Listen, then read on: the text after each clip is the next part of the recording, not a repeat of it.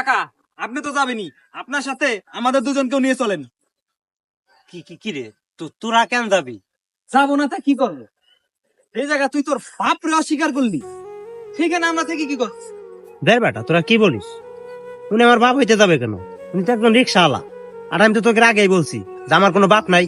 দেখ সাকিব, তুই আজকে কাকার সাথে যে আচরণটা করছিস, আমরা ওই দূর থেকে সব দেখছি আর সবই শুনছি। এত কিছুর পরেও যদি তোর এখানে ইফতার করি, আল্লাহ না করুক, আমার তো মনে হয় আমাদের রোজাই কবুল হবে না। থাক তোর ইফতারি নিয়ে, আমরা গেলাম।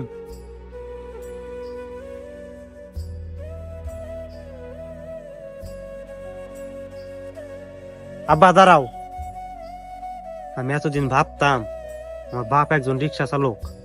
এই কথা যদি আমার বন্ধুরা জানে, তাহলে আমার মান সম্মান থাকবে না। সেই বন্ধুরাই দেখো তোমার পরিচয় দেয় নাই বলে আমারে ত্যাগ করে চলে যাইতাছে। আব্বা, আমি আমার ভুল বুঝতে পারছি, তুমি আমার মাফ করে দাও। মাপ চাওয়ার কি আছে? তুই তো আমার সন্তান, আর তুই যদি ভুল বুঝতে পারছিস, এটি লাখ লাখ শুকরিয়া আল্লাহর কাছে। আব্বা চলো, বন্ধু চল, আজকে আমরা সবাই একসাথে ইফতারি করবো।